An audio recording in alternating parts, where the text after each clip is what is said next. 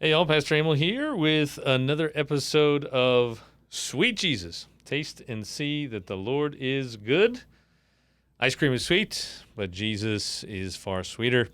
I'm here with my friend Scott, and we are here continuing to talk through some of these the rules here. Jordan Peterson's 12 Rules for Life, An Antidote to Chaos.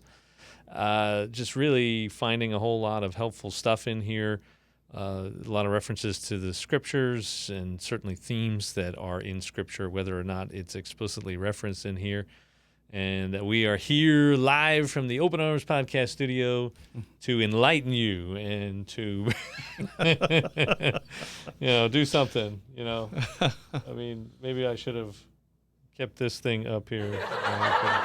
There you go. Laugh at that. But then, of course, hey, welcome, Scott. The laugh track sometimes sneaks up on you. So that's why I keep this down. It just kind of goes off here. But make sure you take some time to like and share and subscribe and do all that cool stuff. And don't forget about these publications here. We had some conversations recently about all kinds of unpleasantness about the financial realities of our congregation and churches in general. And it would really be helpful to support me, support us in that way if you can. But Rule 5, do not let your children do anything that makes you dislike them. Look, he's laughing already. This is a serious rule. Oh, no, probably the first one that he said was serious. Yeah, and you're laughing at it. What do you think about it? What does this bring to mind? Why are you laughing? The impossibility of your kids doing something that you do not like. Yeah, well, sometimes there are things your kids do that you don't like, but I mean, you're in a different phase of life right now, right? So your kids are adults, Right. On their own, mostly. As much as anyone can hope for at their age, right? Mm-hmm. But I think what he's getting at is really, the early years, Right. Obviously, your kids will do something that you dislike at some point, but insofar as they are under your care and your training, don't let them do things that make you dislike them. Yeah, I guess teach them or try to train them to do things that are good for making friends or those types of things. That's a huge part of it.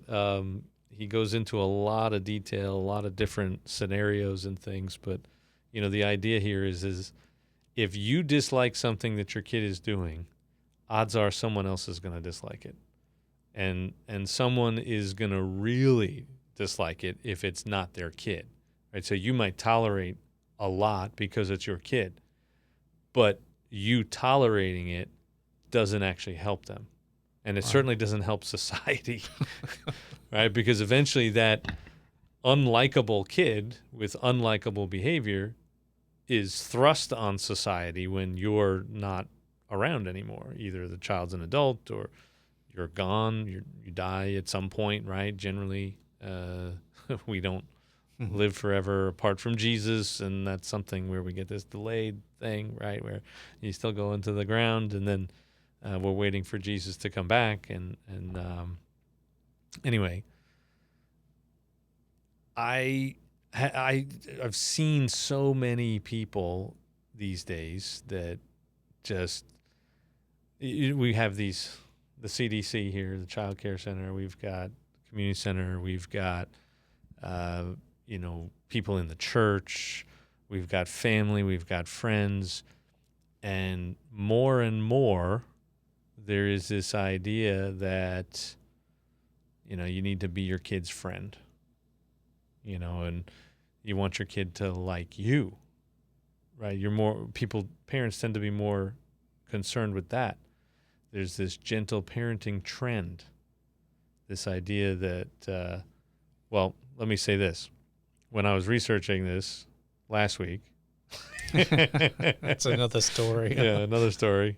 Scott had a nice trip. I was ready for action. But when you look into gentle parenting, there's like, I found this page where the person that was sort of behind this put, here are 10 myths or 20 myths about gentle parenting. And she's like, it ain't that. You know, so what most people say is gentle parenting, and the way people look at parents and see what they believe to be gentle parenting is not officially gentle parenting in the eyes of the person who started this movement, whatever it was. Right. So I got that disclaimer, sort of put that out there, that technically this is not really gentle parenting, what I'm about to say. But basically, you know, just constantly like, now, dear, that's not okay, and please stop, and, you know, just maintaining this perfect, like, peaceful, quiet thing, never getting upset, raising your voice, purely reasoning with the child, essentially, that there's no discipline at all, no,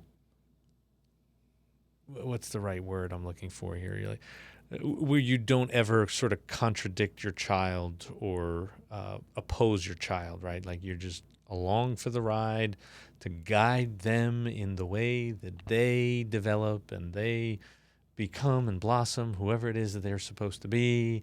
You know, you're just there. You're not supposed to actually mess up the process or anything, because that's what we do. That's what we do. That we mess it up. Kids are perfect, and if you just leave them alone, right? Mm-hmm. Baloney, right?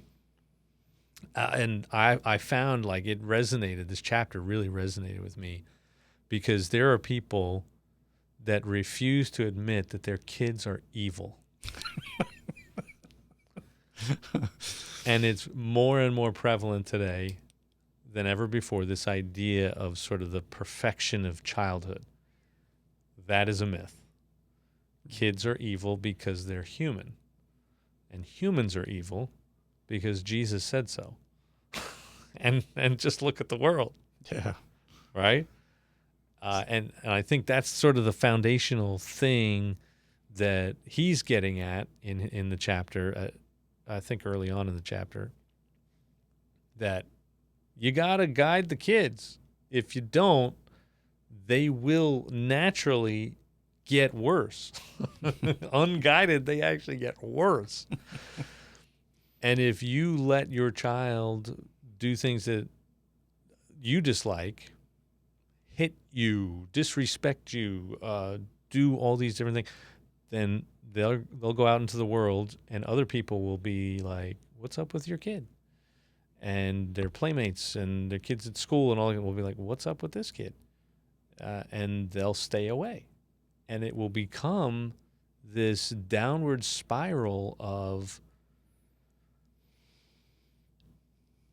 dissociation from others, a lack of relationships and community, and it sort of feeds on itself. And, you know, that is going to give them a path that will be far worse than if you would have done the right thing initially, done the hard thing, fought those battles with, I mean, he's got a few, you know, he's talking about a neighbor kid or something that they had in there that wouldn't eat.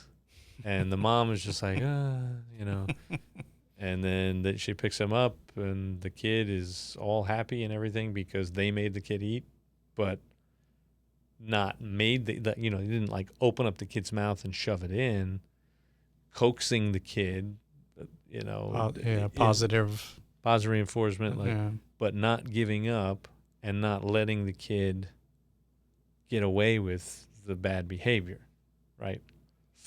Taking that effort to train them the way that they should go, so that when they're adult, they won't depart from it. Not just speaking about following Jesus, just life. So, yeah, you only need to. Was it the things you learn in the sandbox, or you learn in kindergarten, or the things that? Everything I need to know, I learned in kindergarten. Yeah. Yeah. I have a coworker that said just recently to me that you go to some of these meetings at work and you realize the people that didn't learn the rules in kindergarten. She goes, we just have way too many of them around here. Well, and that's the problem. More and more, we're getting more and more adults that have been through a childhood that did not discipline them. Yeah, I remember, well, at my age growing up, I mean, kids are now elevated to like such a high level. They're like up here, and it's everything you do is to, you're satisfying the kids, or, trying to do things for them and all that, which is, good at its place. But when I grew up, it was like we were the kids. And there were parents. Shut up. Yeah, definitely. You were, lack of a better term, the second-class citizens in the family. Mm-hmm. And, when we went on vacations or, took a trip or whatever, it wasn't anything elaborate, but Dad decided where we were going. And we went along for the ride. And you better be happy about it, because otherwise it's going to be a miserable few days. Yeah. So anyway, yeah, where now it's, and I know I'm guilty, or, we were guilty of that a little bit. It's indulging the kids a little bit too much on, maybe more of what they wanted to do on family trips instead of necessarily what, maybe we wanted to do. But anyway, yeah.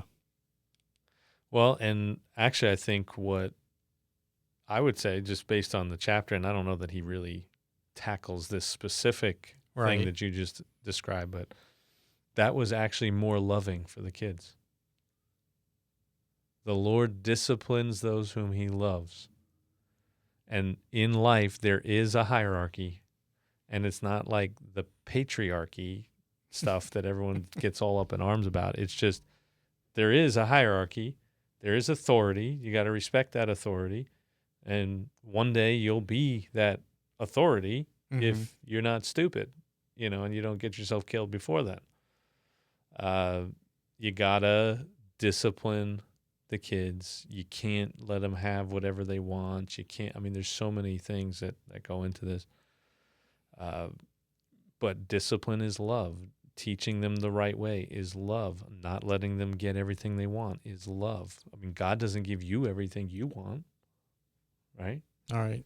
And that's actually what's behind the story that he tells about this neighbor kid, that here's this neighbor kid who's just like clearly not happy, grumpy, all these different things. And the mom essentially delivers him to them and says as much. Like, oh, he won't eat. Like, what do you mean he won't eat? Like, of course he will. Like, no, he won't eat, And of course they put in the time and the energy to do that. And when they do, the kid lights up and he becomes a kid, a happy kid, a kid who's loved because somebody took the time to do this, to teach this, The rewards are for the people that are put in the effort. The reward is not when you're too scared to be tough on your kids. That makes them hate you and despise you. That's what we actually see. And it's because they don't feel actually loved. They can't maybe express that. They don't understand that. And that's what was going on with his mom. He actually, goes into this whole thing about there are parents who really sort of hate their child in one sense. They really don't love their kid. And that's why they give up on them and don't do what they need to do as parents.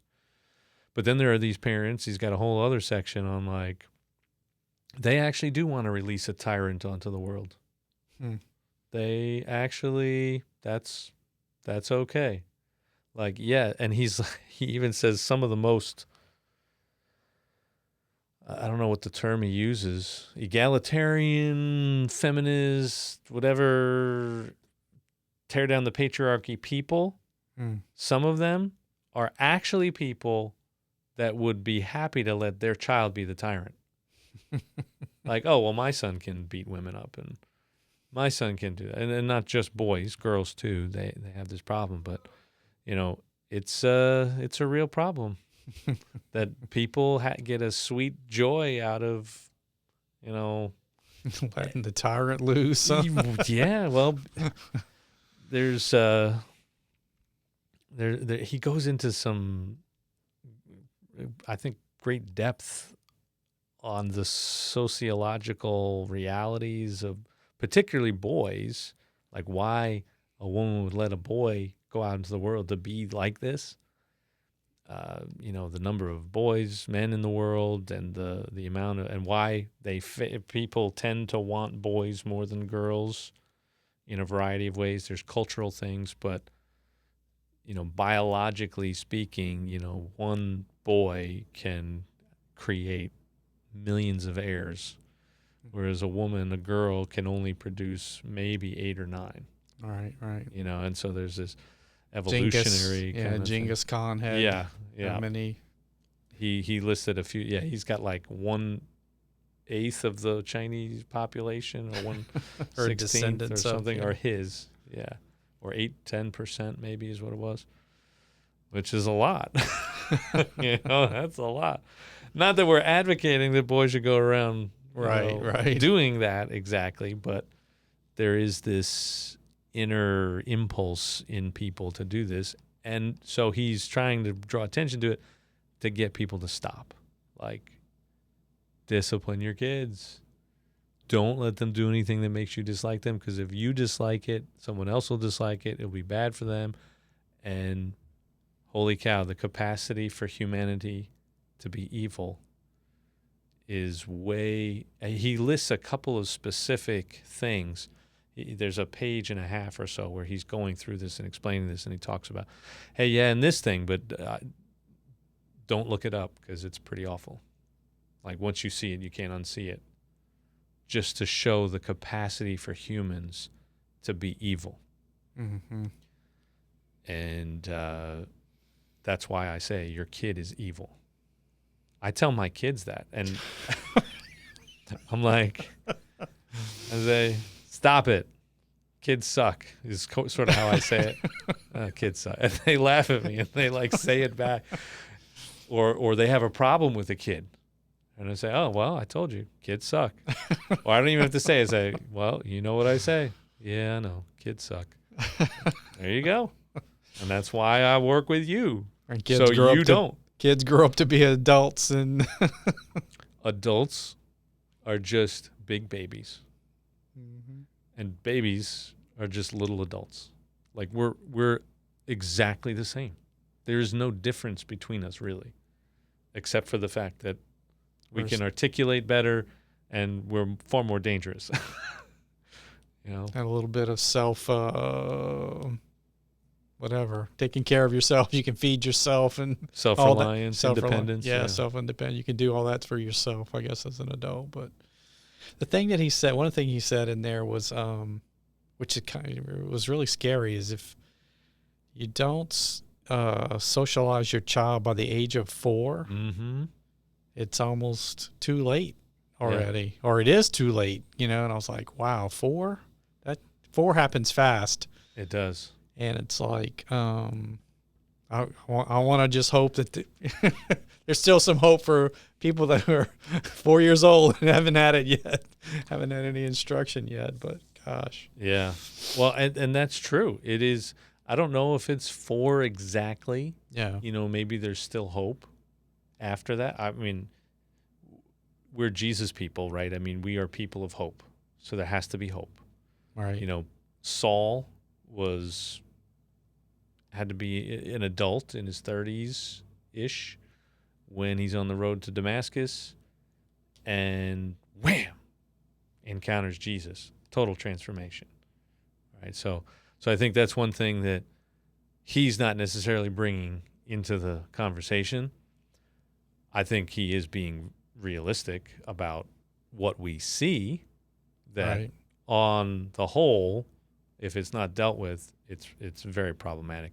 And you see a lot of people. I had a challenge with the family that we were dealing with one of our ministries, and it was this kind of pushback, like, oh, well, if they were a little older, I'd be worried about this, but they're pretty young, Are they older than 4? Yes.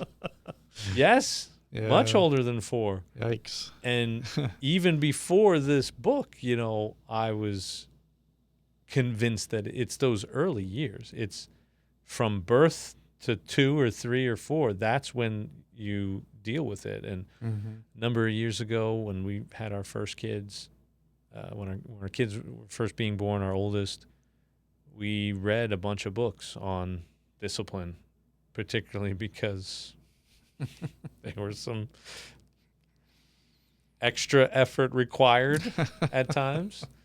So, like, James Dobson had a book, Dare to Discipline, which was just generally like, hey, you should do this. And if you don't do this, it doesn't get better. It gets worse. It gets harder.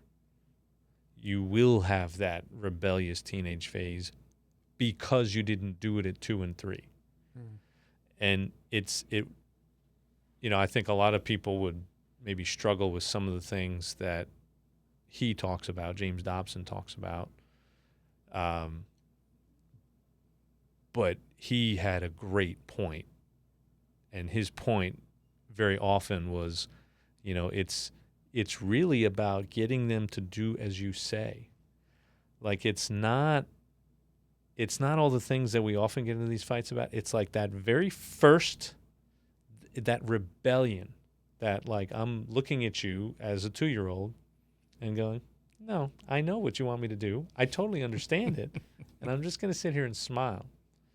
And if all you do is just look at them and smile, oh, well, you know, being a toddler, I guess, you are sentencing them to a life of misery, as well as the people that will have to deal with them and fix it.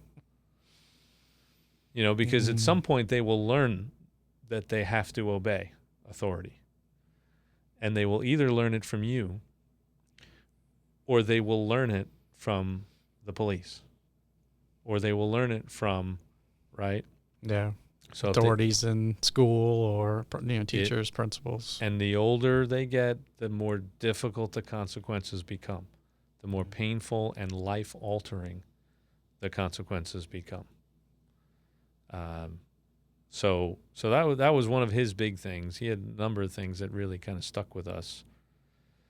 But then there was another book, The Strong-Willed Child, which really just reinforced some of those things, and then spoke to that particular audience of people that, hey, we know there's some kids out there that are just really ornery, like extra ornery, and it takes extra effort to deal with that. And our kids, there's definitely strong wills in all of them, but the benefit of dealing with the first one and running a tight ship is the rest see that and learn, right? So if you go easy on one, then it messes up the whole thing, and it's hard to rein it back in, you know? But I've said on many occasions, like, hey, I get it.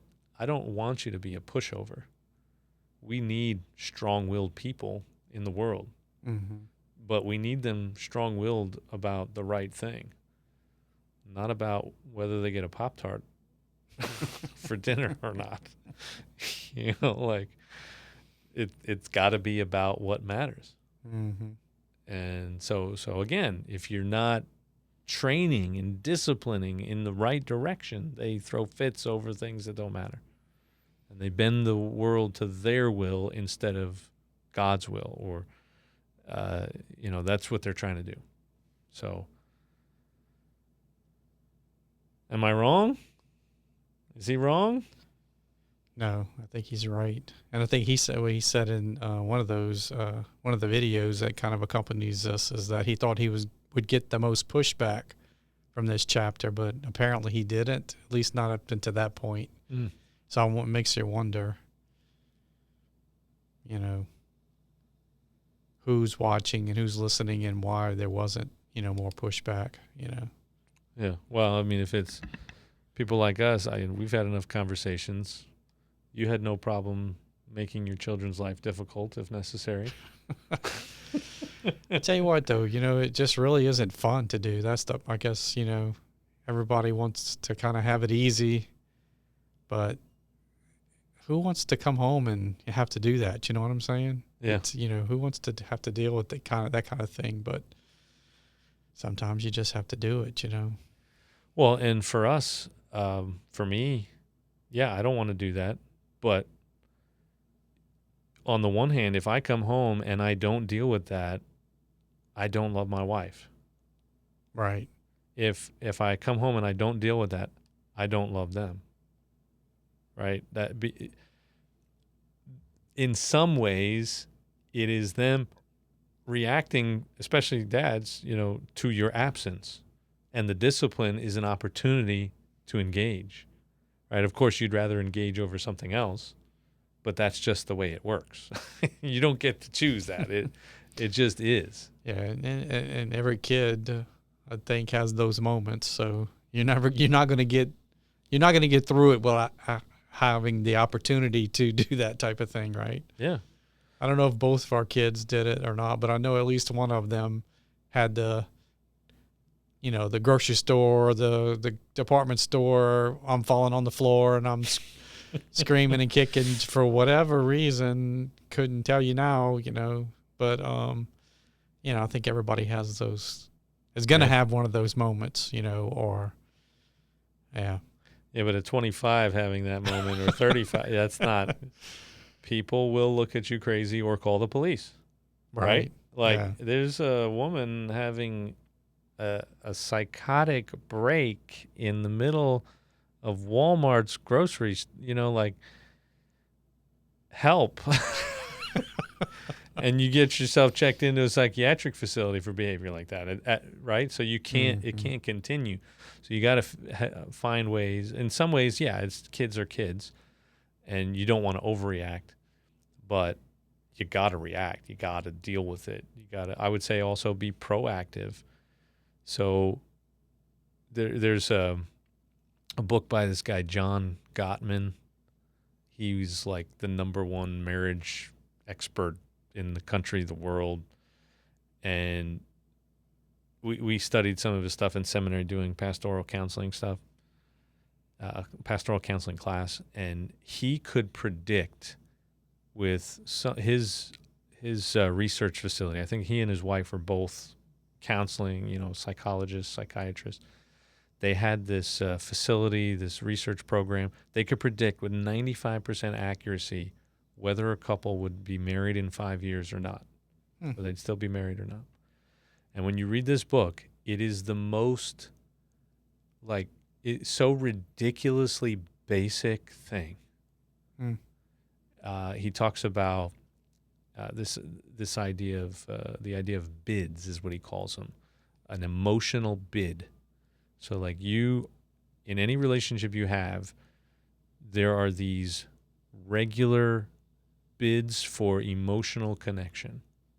Okay. And they could be the most simple thing to more serious, significant, obvious things.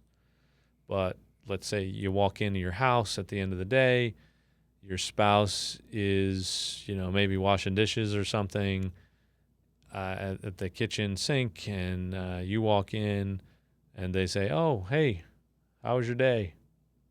Or just, "Hello, how you doing?" Some kind of, that's an attempt to connect. Right. And you can respond in 3 different ways. You can turn towards them, which is like, "Oh, it was good. How was yours?" So that's positive. That's good. You can turn away, which would be, I think, basically like you just ignore them and you walk past them, or maybe you're at the kitchen sink and your spouse comes by and just like pats you on the back, rubs your back or something. Maybe doesn't even say anything, but that's a bit. And you can respond and you can say, "Oh, hey, how's it going? I didn't hear you come in," or whatever, or other ways, right? But that's a bid, and turning toward is to receive it, accept it, and kind of turn toward them and engage them and build that connection. You can turn away where you just sort of ignore them, basically, like don't say anything, don't respond. But then you can turn against them, which would be like, shut up. Like, who asked you? What do you care? Right? Or get the hell off of me. Like, don't touch me. That's combative. Mm-hmm. It is, in a way, actually interacting. And the fascinating thing is, if the couples that were most likely to be successful were obviously the ones that had a higher percentage, and I don't know all the specific numbers about that, but the higher percentage of turning towards, which obviously makes sense. Turning towards them, engaging them. But then when you look at turning away and turning against, they both tended to be bad for the relationship. But turning away, sort of the ignoring, kind of no interaction, that ended things far more quickly than actually being combative. Like, if you're fighting, at least you have something to fight about. Mm-hmm. And everybody, at some point. The honeymooners. Yeah. Fighting is better than nothing. It really is. Not that it's good. I'm not recommending it, but at least there's something there. If you're with someone who won't even fight with you, there's nothing there. Right. And I think that's when you buy a dog. So how does that relate to kids? Well, I think there's going to be those antagonistic moments in every relationship, but are you putting in those positive bids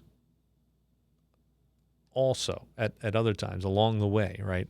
How much of that is how much are you building the case that, hey, I do love you, and when I say stuff that really pisses you off, it's not because I'm trying to piss you off. It's because you're stupid and you're evil.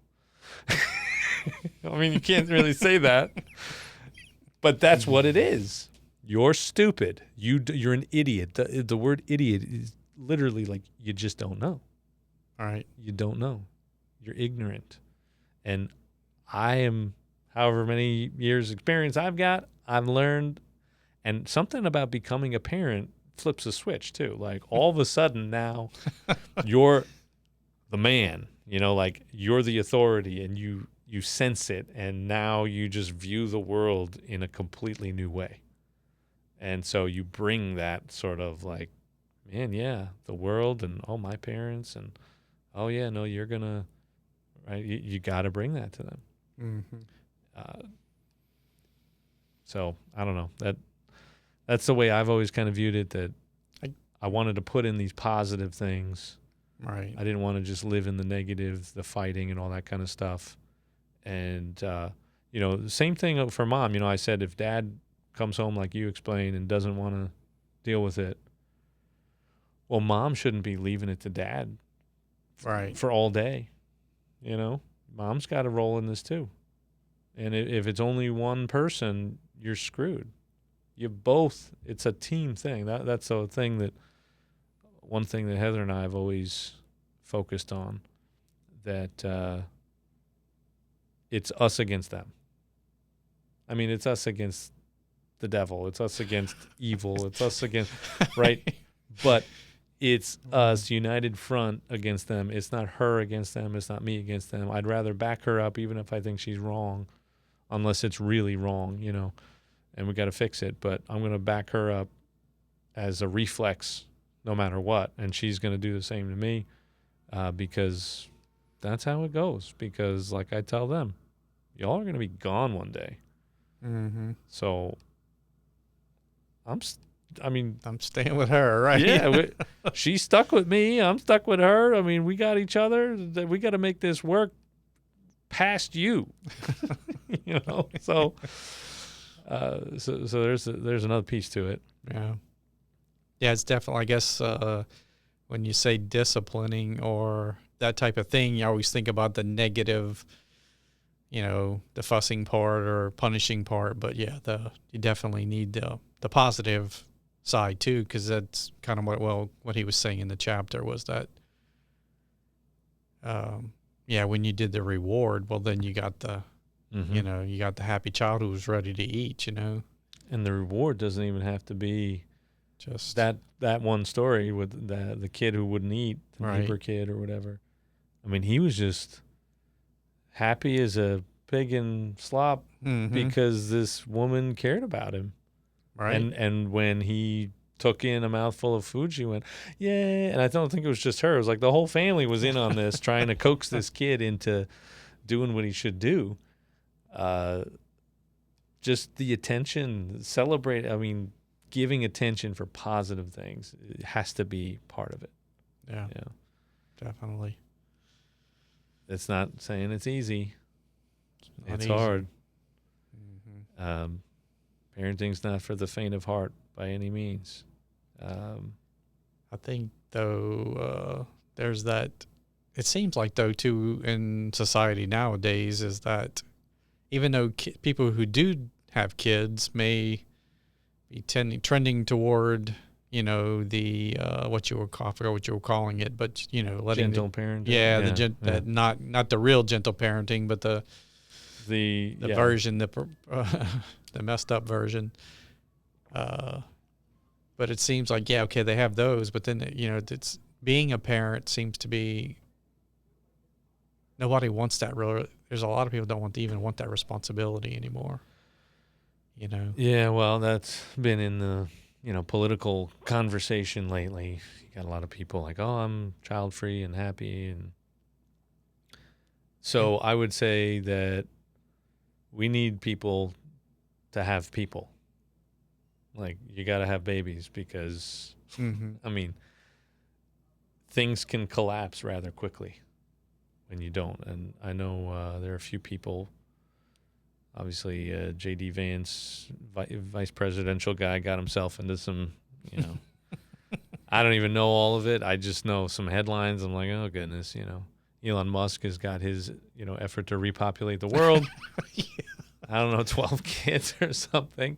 Yes. But he's got a point that if you don't have kids, if you don't have enough kids, if you don't meet the replacement rate, which is not 2 kids, it's like 2.2, 2.1 kids because, I mean, it's just replacement. That's not growth. Things go rather poorly very quickly. I mean, a civilization as we know it can collapse. And I think it is already kind of moving down that road. I think a lot of the trouble that we have getting service that we want and need, medical stuff, there's just fewer people available for a variety of specialties. Some of that is because it's hard and people don't want to put in that effort. But it's also, I think, a reality that declining population. U.S. has less of a problem with that because of immigration.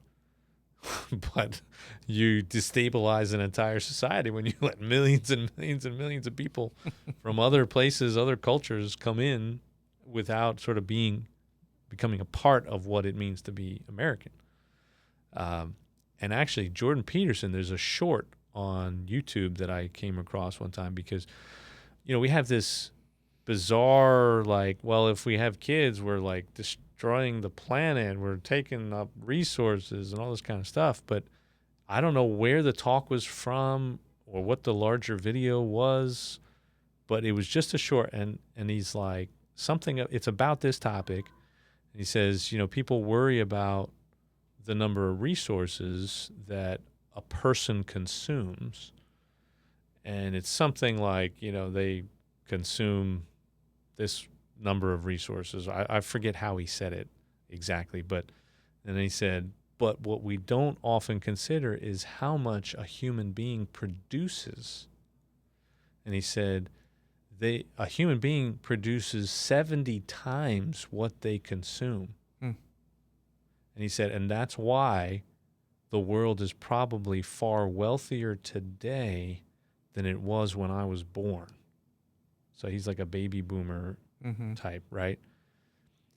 And just think about the innovation and things that are happening right now with AI, which may be scary in a lot of ways, but I mean, it's generating wealth.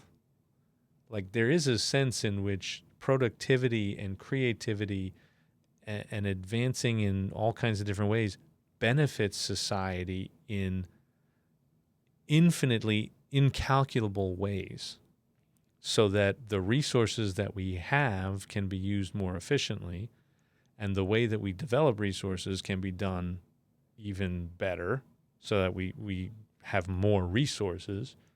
So it's, like there was one person I remember several years ago, a previous congregation, he was probably about 70 at the time. This is maybe 10 years ago.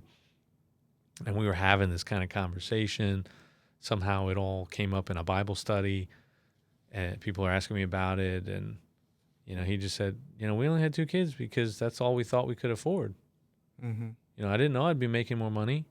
I didn't know this. I didn't know that, but we probably could have had more. We probably should have had more. And I think that is the thing that we often, we just think everything's going to stay the same. It's all static, and it's not. Of course, now I have 4 kids, and I'm broke, so I don't want anybody to get too excited. But here we are, right? We're still making a go of it. Things are still okay. We have our challenges, but there's a way. And sometimes you need that.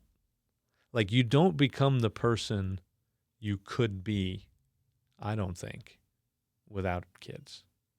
Right. I agree with that.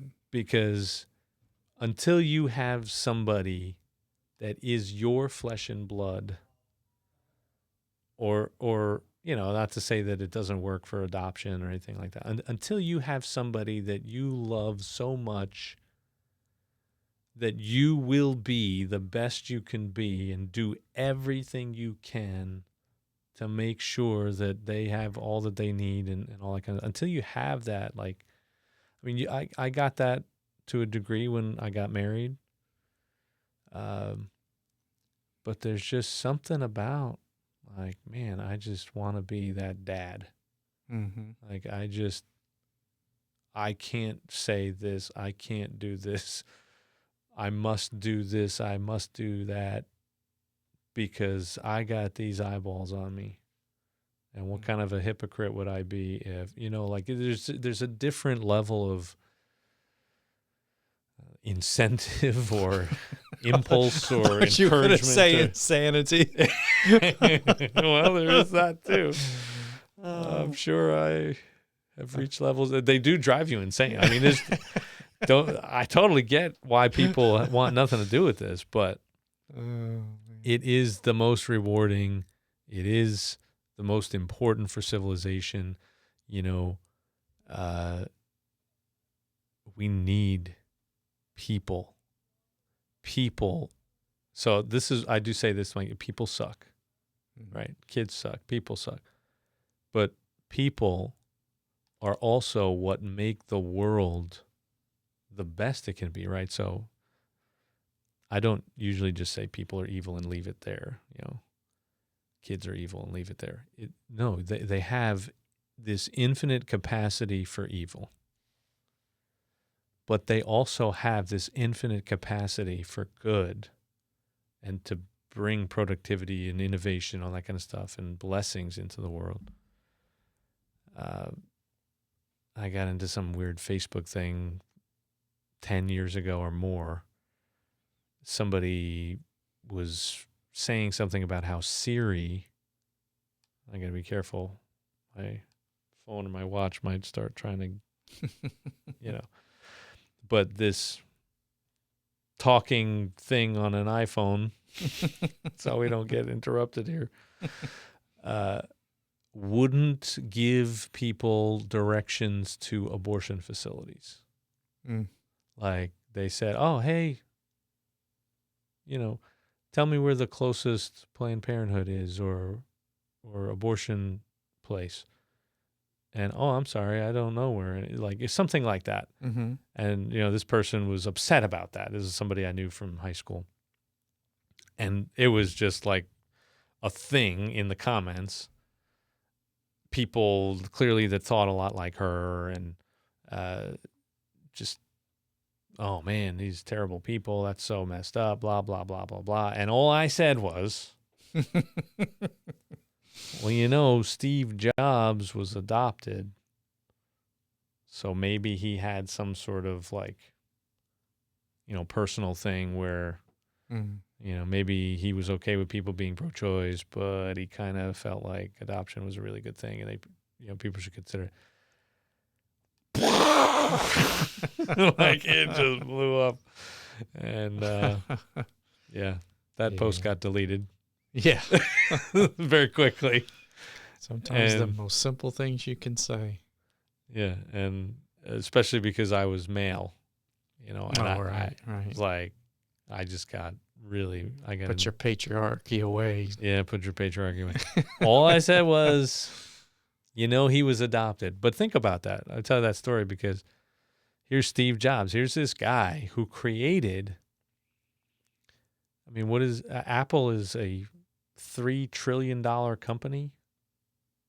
They were basically bankrupt at one point after they fired him.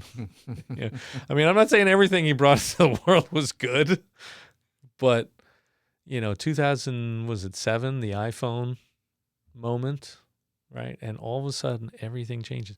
Now, you could make a case that these things are evil and we should get rid of them. And maybe that's true, but he's still brought something to the world. There are lots of positives to these things as well, and the technology and the value that's been created and the wealth that's been able to be deployed for all kinds of people that benefit from that. It's an American company in the S&P 500. So if anybody has 401ks or pension plans, I guarantee they are invested in something like the S&P 500, an Apple type company, right? And so that's driven wealth for, you look at the returns in other places around the world, not so great. Steve Jobs took everybody to the moon. Not literally. That's Elon Musk. Yeah. Yeah, I guess he helped skew the average there, though, for all the Joe Schmoes that amount to nothing. To nothing. He helped to bring up that 70 times Okay. for the rest of us, right? Yeah, so 70 times on average. What's the median? Yeah. 2.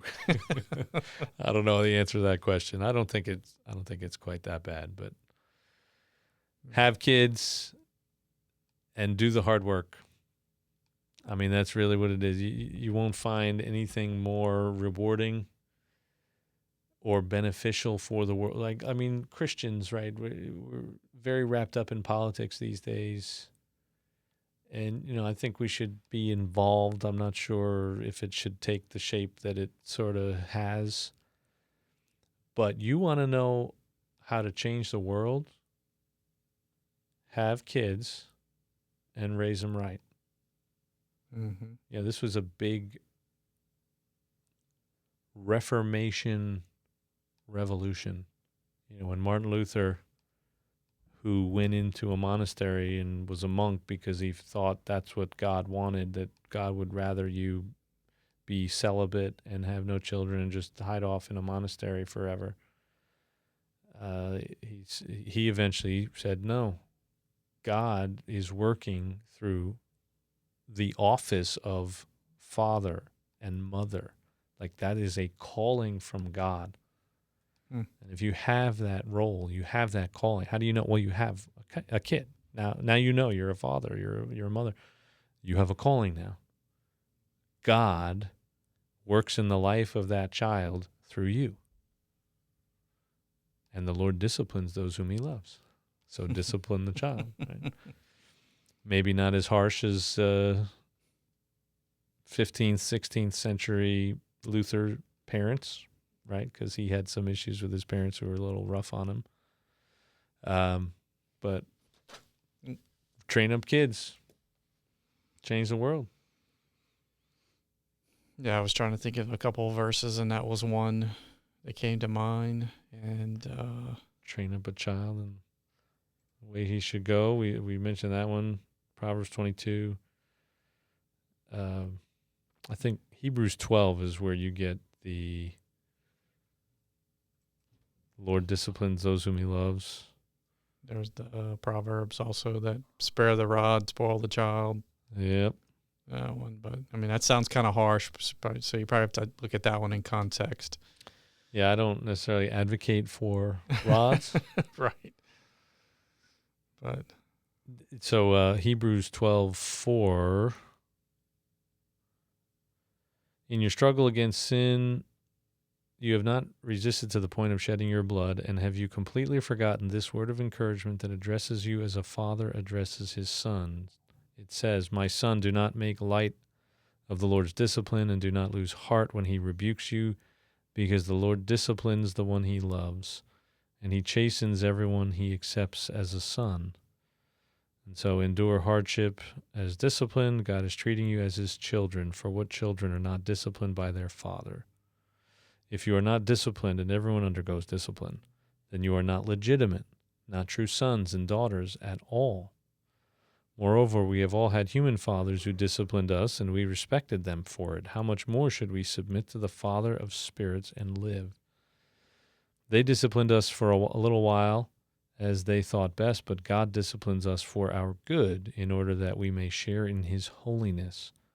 No discipline seems pleasant at the time, but painful.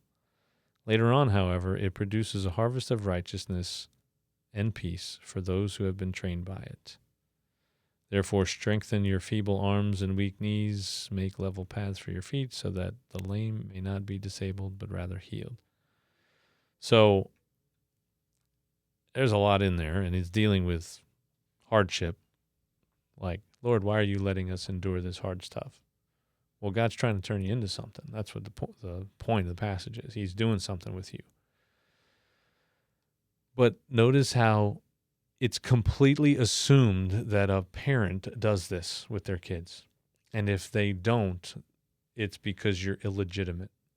Or at least that's the sense that it starts to feel this weird awkwardness.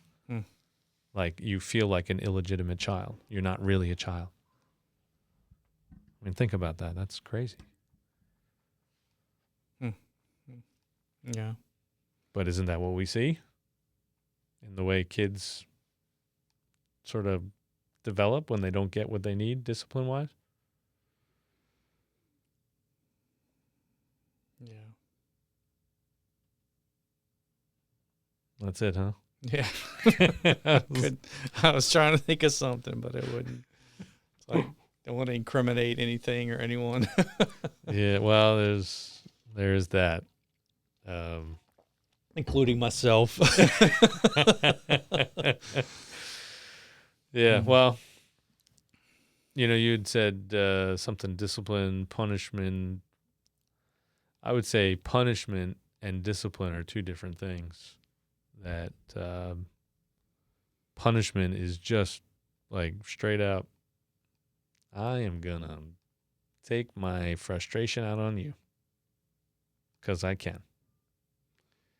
Discipline is for a purpose, always. And so there are those moments where you can get to that mindset of punishment where you're just so ticked off. And, I found over time, there are a lot of times where I was more upset about my kid making my life difficult, and it wasn't really discipline. Or I was upset about my kids, making me look bad. That's not discipline. That's narcissism. Right? I mean, that's, and so as a parent, having those moments has made me, the discipline of the kids has actually made me a better person. I'm still very far from good, right? Jesus says, "Why do you call me good? No one is good except God." Jesus said that. So I'm not going to claim to be a good person, but well, the other definition of discipline. When you think about discipline, if I'm a disciplined person, I guess it connotates that I'm doing the things that I need to do. Whatever that is, getting up in the morning and going to work and doing those types of things. So I guess when you're disciplining your child, you're teaching them how to perform positively in life. Mm-hmm. So, yeah, I guess it doesn't, when it comes to parenting, you say discipline, you kind of think, oh, yeah, that means you're really getting after them because they were misbehaving or whatever. And, yeah, so. Yeah, no, it's train up your child in the way they should go, and when they're old, they won't depart from it. I mean, this is a life, living a life a particular way. It's not necessarily about beating a kid.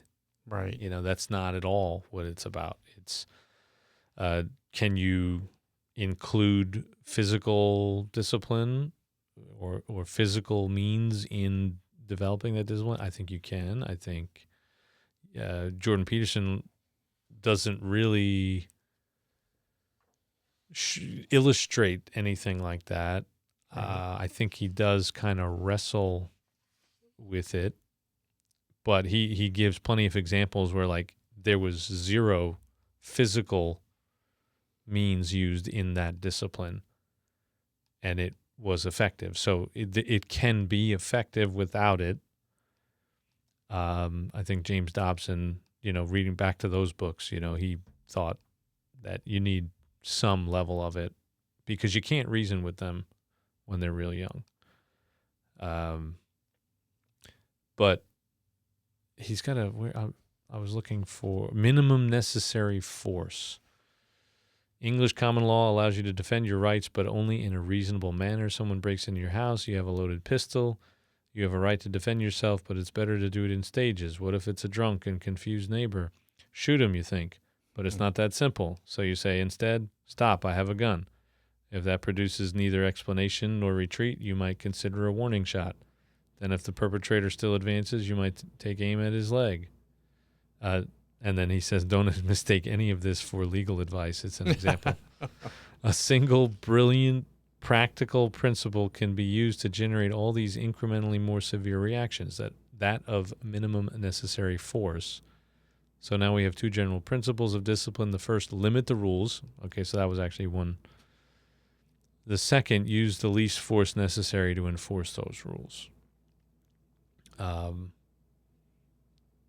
So that was actually something I found pretty interesting. Limit the rules, because you don't want to overwhelm people, kids, with keeping track of things, and yourself, right? You got to keep track of this stuff. You make too many rules, it's going to be hard to keep track of, and man, you're going to make their lives miserable. And oh, by the way, biblically speaking, every rule just creates another opportunity for that sinful, rebellious old Adam in all of us to say no.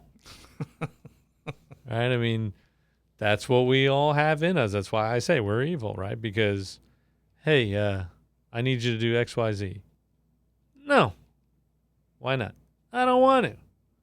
I mean, like, you lose that a little bit over time, but it's still in all of us. I mean, that's the thing you think of, but there's also the child that is more kind of a civil disobedient type. You say, okay, go to your room and clean your room, and they won't say, no, I'm not doing that. But they go to the room, they still don't clean it. They're not going to fight you over it. Yeah. But they're still not going to do it. Unless you go and check on them and say, no, you're not. Accountability. Yeah. Discipline. Right. Teaching them discipline. So, yeah. Yeah. So it's not just necessarily talking about that child that just, says, no, I'm not doing whatever every time. But, yeah, you got to watch the other ones too. Yeah. Just because they're not openly antagonistic doesn't mean that they're not also evil. Yeah. Yep. That's right. Passive aggressive still works. And actually, there's a couple of Bible passages I think that go into this, like, which is better for, a son, a father gives a command to one son and the son says, yes, sir, I'll do it, and then doesn't, or he gives a command to another and says, no, I'm not going to do that, and then he goes and does it anyway. Who did the will of the father? Mm-hmm. The one who did it anyway, even though he said no, right? So, it's not necessarily just throwing a fit that makes it the problem, right? I mean, it's not doing it, like failing to do what you are called to do. And right now, we are in this age of excessive compassion. Like, I really feel like we're there, and a lot of people, like, especially politically, like, oh well, compassion, compassion, compassion. Like, well, yeah, Jesus was compassionate, but Jesus also was really tough on people. And you can't really have a relationship with Jesus without accountability, without recognizing him as this ultimate source of accountability, and being a part of a community of Christians. Like, you can't just say, well, I'm going to do whatever I want. You just always have to tolerate me and accept me and forgive me. Yes, to a point, but if we love you, we will try to stop you. And if you take that poorly and say, oh, I'm not going to listen to you telling me that I should not be a jerk or not be evil, so I'm just going to leave. And then so we have this ongoing culture, this growing culture of just excessive compassion, which ultimately is actually not compassionate. Like, in the end, we think we're being compassionate, but we're actually not. I don't know if that makes sense. We're missing the accountability piece that Jesus regularly brought to his disciples. It didn't mean like he threw them out when they didn't get it right. It just meant that he was going to challenge them. And them sticking around was essentially saying, okay, I get it. You want me to be better. You're calling me to something higher. I'm not there yet, but I'll keep striving. And I'll walk with you wherever it leads. That's not the kind of compassion, supposedly, that we see today. The love that we see today. Today, it's like, as long as you never contradict me in any way, then you love me. And that's just simply not love.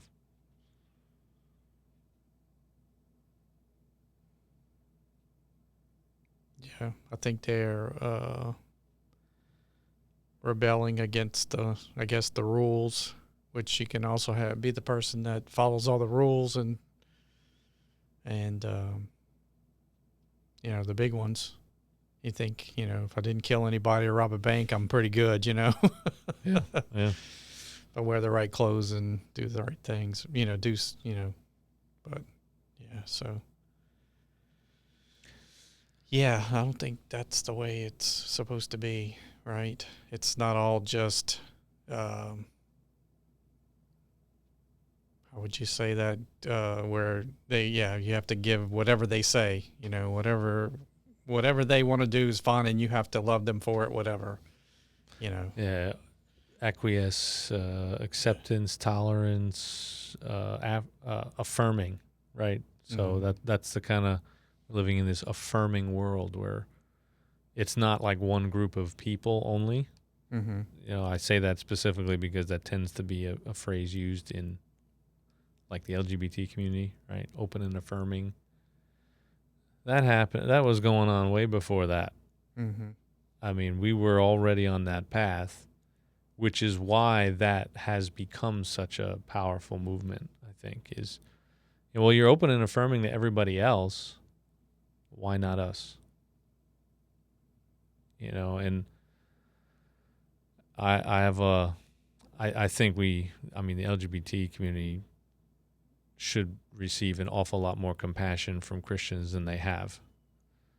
I'm saying we still, if we got kids and we got communities of faith, like, we're going to call people on things, we got to start with what we got. And there's an awful lot to deal with before we deal with those questions. Right? So, yeah, I don't know. I mean, have we beaten this to death yet? It's probably. It's been a while. We could talk more. I would encourage people to read the book again, read the chapter, 12 Rules for Life. See, can I get that on the screen there. Jordan Peterson, 12 Rules for Life. And while you're at it, you get that on Amazon. You can also get Nola's Icelandic Adventure, Nobody's Nola, the Tales of Nola series, and this book here, Open Arms, Connecting People to Jesus. If you're looking for a way to reach people with the good news of Jesus, check it out. Let us know what you think. And hopefully it will help spread the good news, help transform this world. One of the pieces of that puzzle, though, is ARMS is an acronym: available, relational, moved or motivated, and supported accountability. You need somebody who's going to ask you, hey, how's it going? Reaching people where you live, work, and play with the good news, developing a relationship with people. If nobody's asking you that, you won't do it. We need it as much as kids need it in the Christian life. That was the Bible passage from Hebrews 12, right? So I'm just trying to wrap it all up in a bow. And there you go. That's very good. Any final thoughts? Happy Tuesday. Yeah, I forgot. We came to you a little bit earlier instead of Wednesday. I won't bore you with that whole story right now, but yeah, Tuesday. Hopefully, we'll find a regular pattern for this at some point and stick to it. But happy Tuesday to you. Have a great Wednesday, and of course, the rest of the week and weekend, shortened week. Enjoy it while you can, and don't forget that the Lord is good. Taste and see that the Lord is good. Ice cream is sweet. Jesus is far sweeter. Later.